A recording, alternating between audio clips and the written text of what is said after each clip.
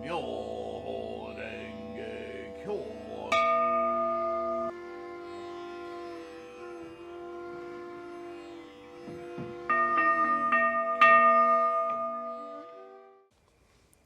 Namo Myoho Renge Kyo, Namo Myoho Renge Kyo, Namo Myoho Renge Kyo. Hi, friends.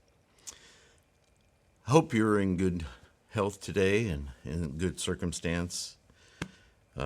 That's saying something in our world today. Namo Myoho Renge Kyo. I continue to read from Buddhism Reference. Today I'm going to speak on the three vehicles.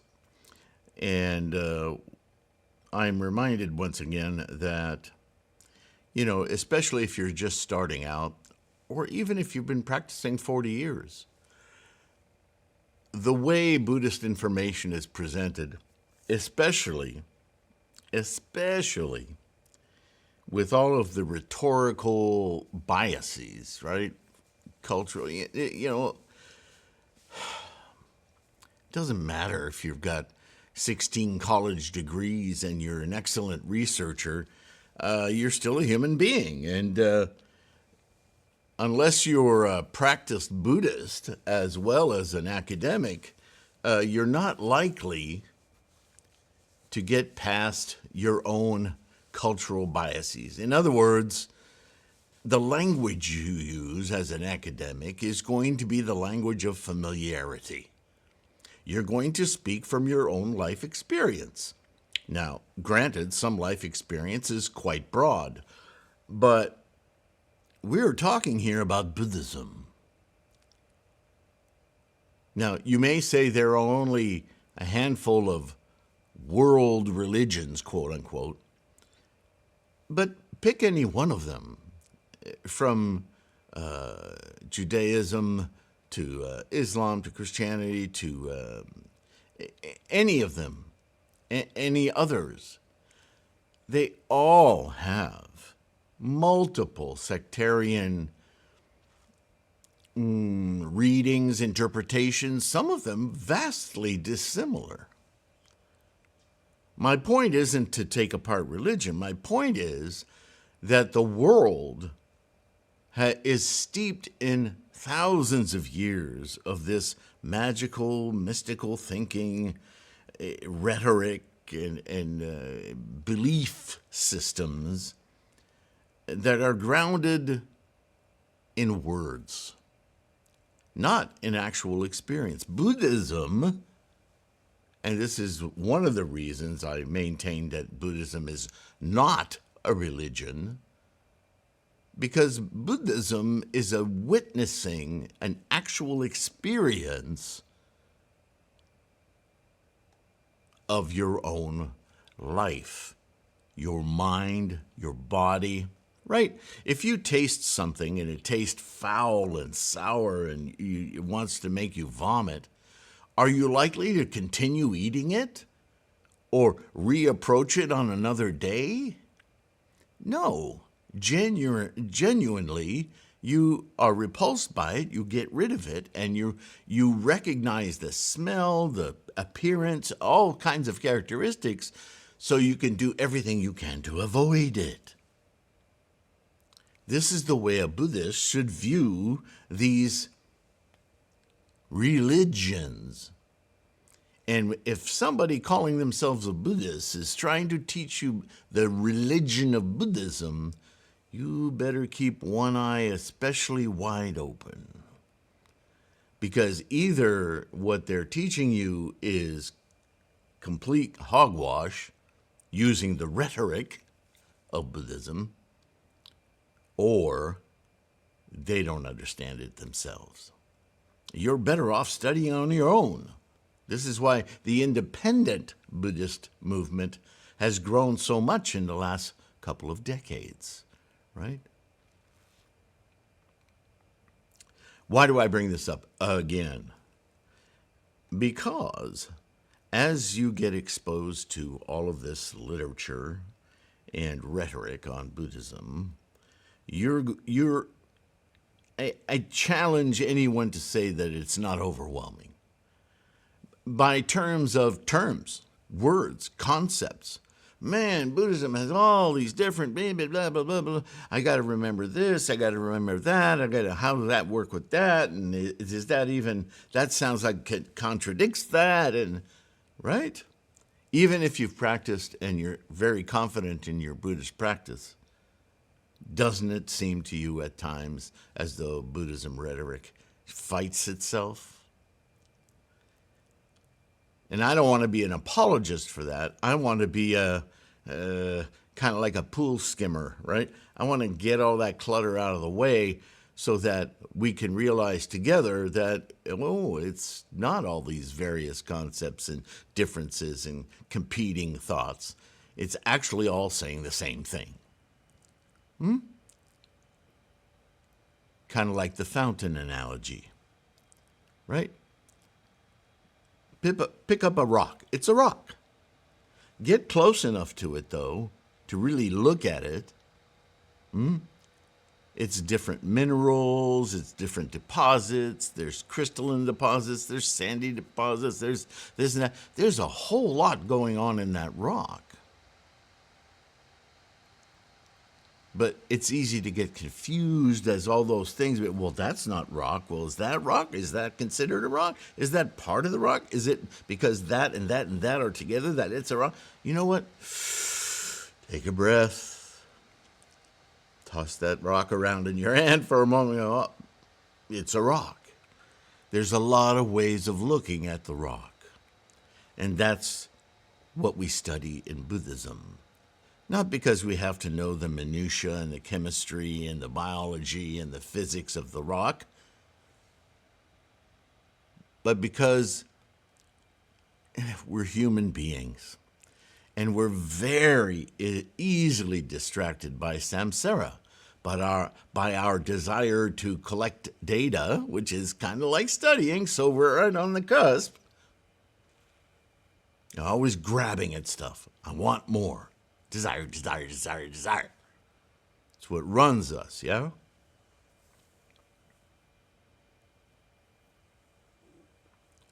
But truly,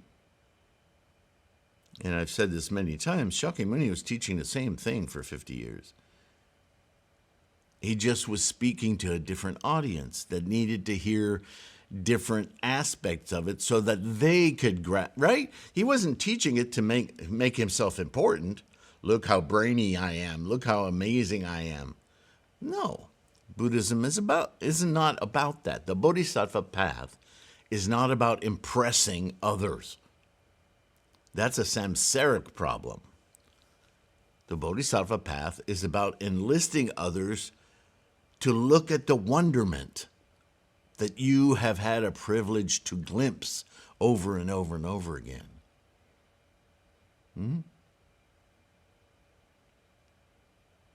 That sincere desire to have others join what you've experienced, not you personally, what you've experienced personally.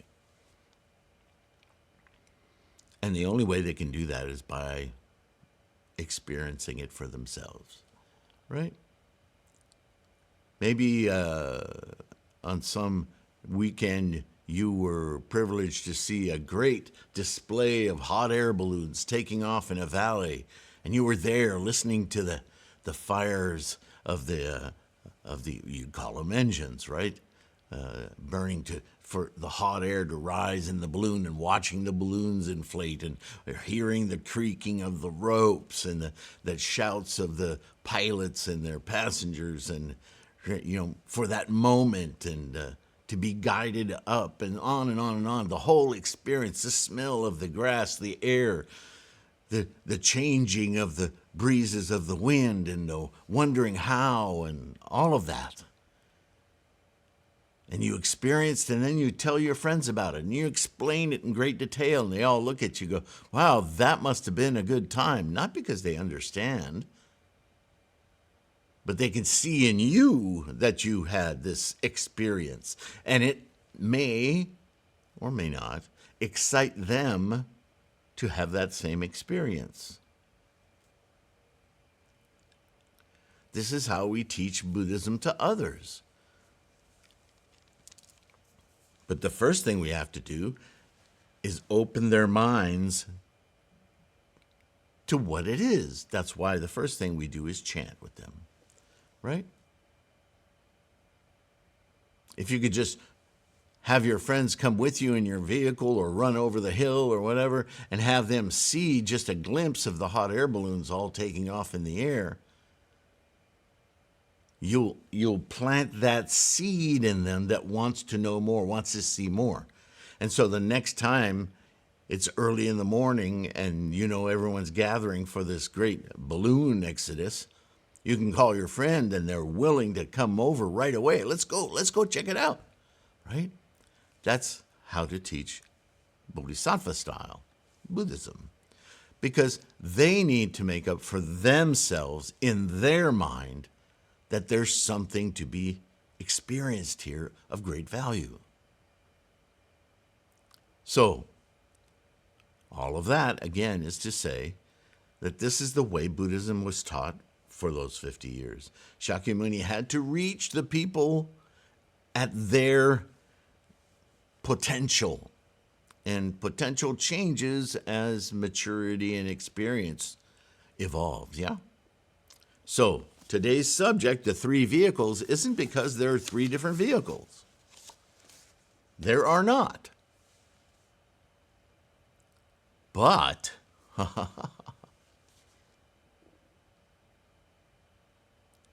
we may learn how to ride a tricycle before our ability grows to the ability and understanding of balance and our own physical capacity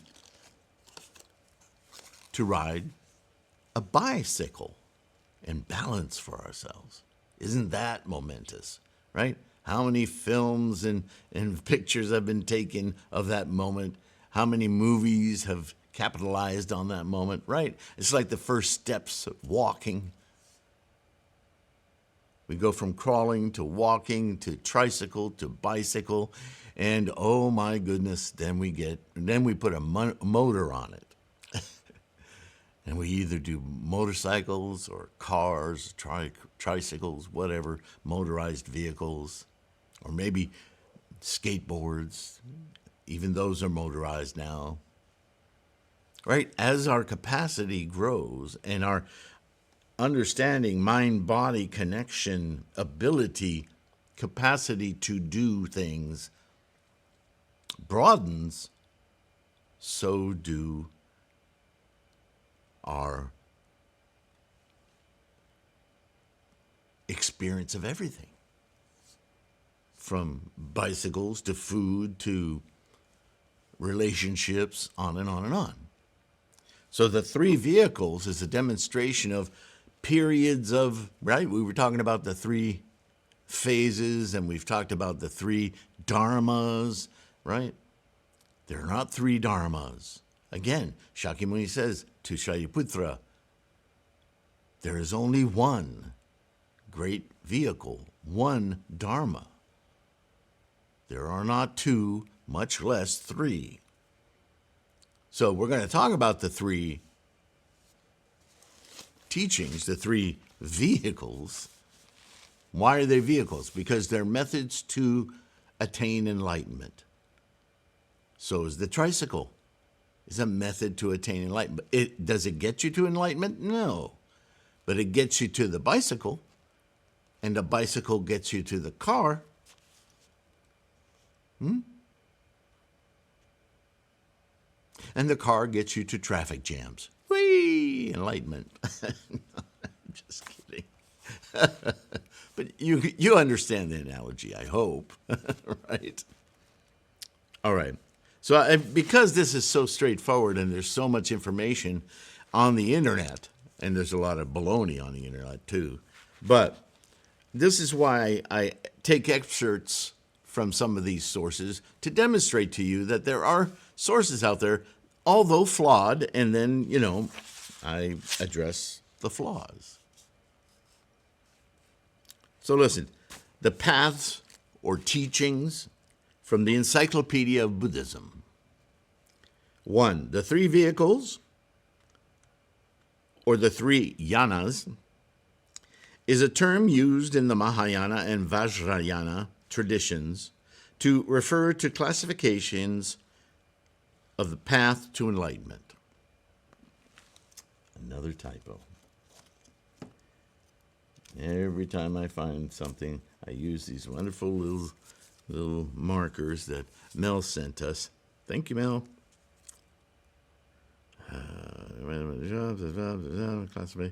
Of the path. Okay, to enlightenment. So right off the bat, it's talking about Mahayana and Vajrayana traditions. You know I don't like that word, because all that means is that you're repeating what everyone else has done. None of us are that. In Buddhism, each of us is our own path. You're trailblazing your own path. You have many examples to share with, to inspire one another with, right? To inspire, to aspire for oneself, to open that Buddha eye. Tradition? Just know what you're saying when you use the word, yeah? I like practice because practice is something that in the word we repeat. Practice is always working toward some idea of perfection, right? It's not, I did it now, so I'll do it again. That's tradition. That's repetition. Practice has a different goal, mindset to it, right? And you know me, Buddhism is about attitude and intent. So keep that intent intentional.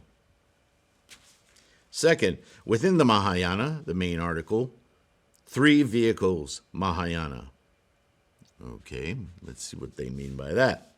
3, in the context of Mahayana tradition, the 3 vehicles are the Shravaka Yana, the Pratyekabuddha Yana, and the Bodhisattva Yana.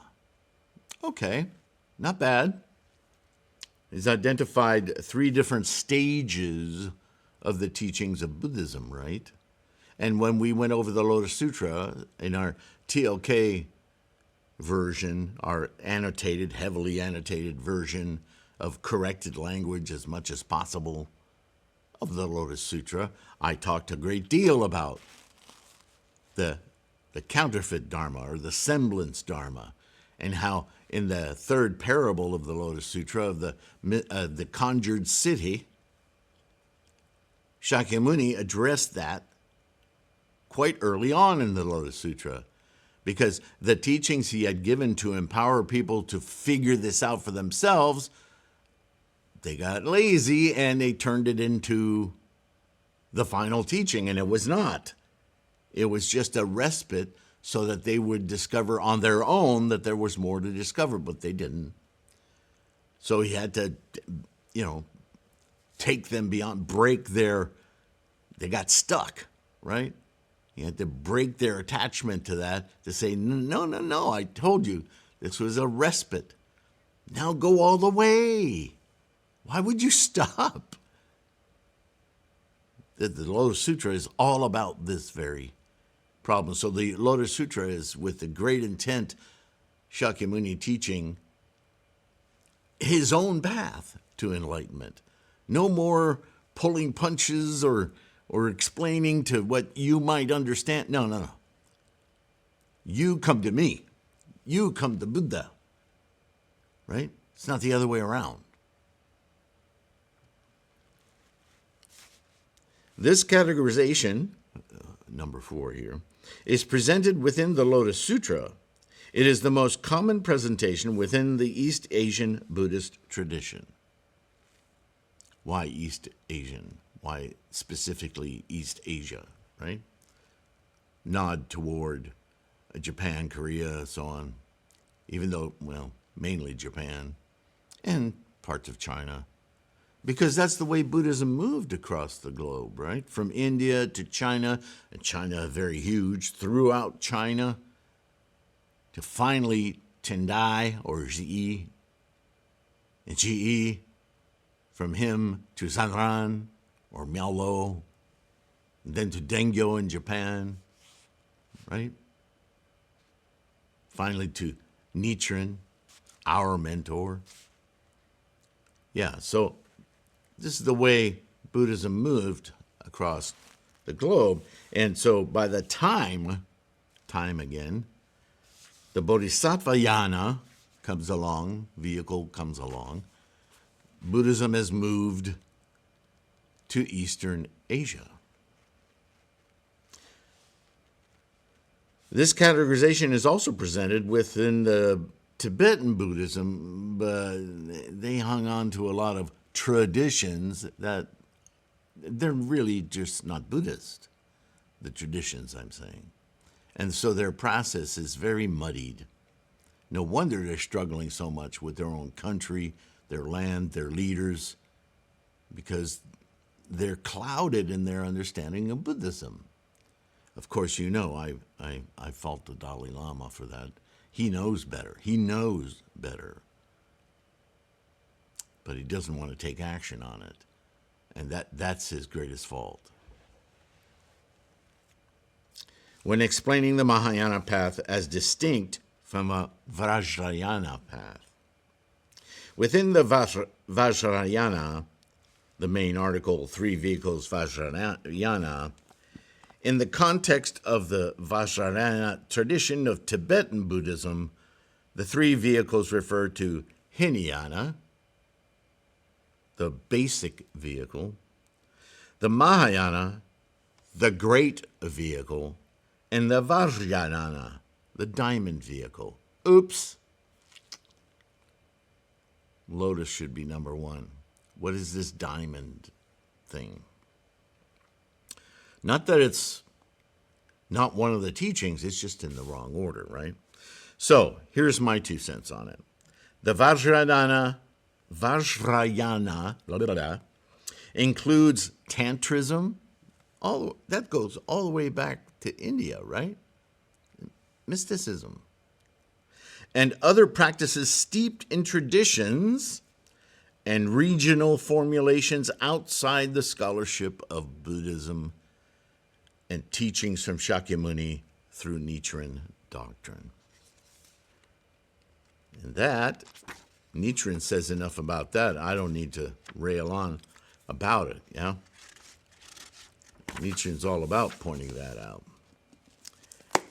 So, in our modern Buddhist practice of Nichiren scholarship and the Lotus Sutra Buddhism practice, it is the Bodhisattva path, or one vehicle, to which we are dedicated and guided by as the ultimate path to enlightenment for ourselves and others. As Shakyamuni said to Shariputra, quote, "There is only this one vehicle of the Lotus Sutra, the Myoho Renge Kyo. There is neither a second nor a third."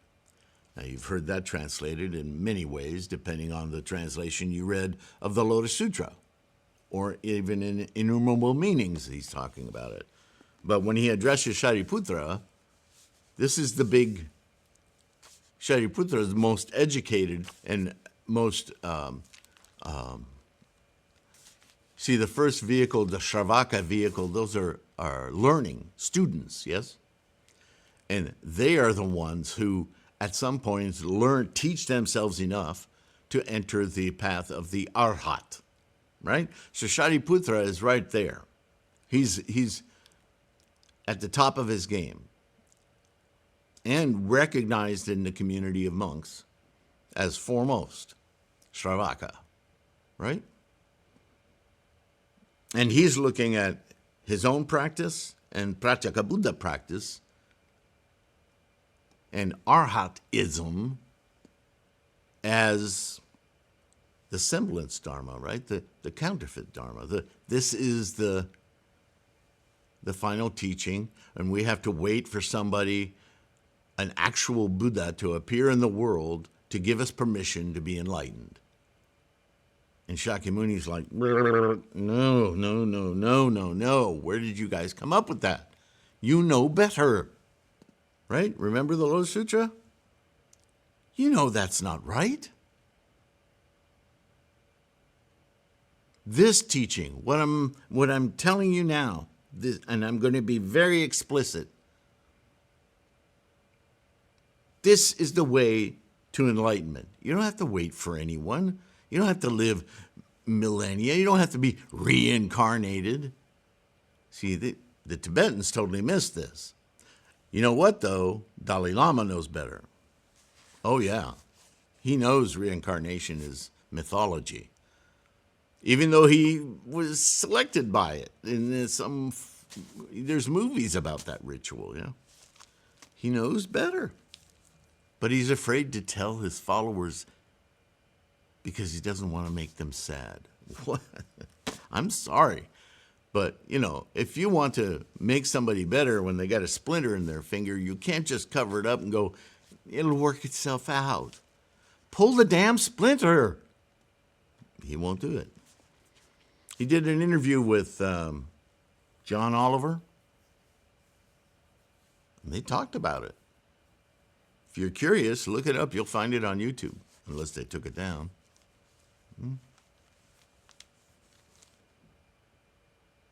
There is only this.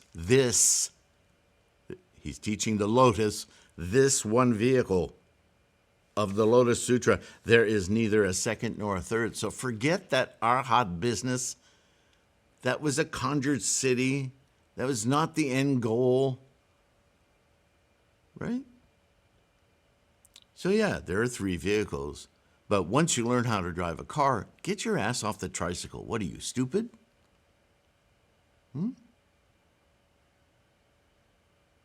All right. So that's the 3 vehicles. Next up, I don't have many pages dedicated to here, but there's a lot of pages dedicated in this book to this subject. I'm just hitting the term once here, 3,000 realms in a single thought moment of life. That's going to be a conversation, yeah? All right. That's it for today. Did my blah, blah, blah. I hope there was something in that sparked your imagination. All of this is about your confidence to keep you going in your practice, right? It's all about you. It's one of the few times in life when you can say, it's all about me, and that's appropriate. Nobody can do it for you. So in regards to that, I'm super proud of you guys. I know this isn't an easy practice. Not if you're really doing it. It takes a lot of confidence, determination. You got to work through doubts and get rid of those things and study and these conversations. This is how we get rid of doubt. Oh, yeah, that's right. Oh, that makes sense now. That's just like, yeah, exactly. So thank you for listening, for being here. Thank you for your support. I couldn't do this without it. Even if all you can do is like and subscribe, that's really helpful. It helps our Sangha grow. It's a Bodhisattva act. People you don't even know all over the world will benefit from a little bit more reach. So that's what the liking and subscribing does. As far as supporting my effort to keep the website up, to publish other books, to keep these and the podcasts going, all of it costs money. You know how the world works, right? So yeah, whether it's buying an ebook or a print book, getting yourself a proper mandala, or just sending in a donation, $1, whatever it is that you can do, especially if you can do it regularly, keeps this going. So I really, really, really appreciate all of your hard work. Thank you for your practice. All right, stay healthy. Do that best you can, and those around you. Namo Myoho Renge Kyo. I'm always chanting at one point in a day, so I like to think that our chanting intersects every now and again. I find some aspect of power in this practice, the Sangha, just from that. Makes me even more confident. I hope it does you. I'll see you in the next one. Bye for now.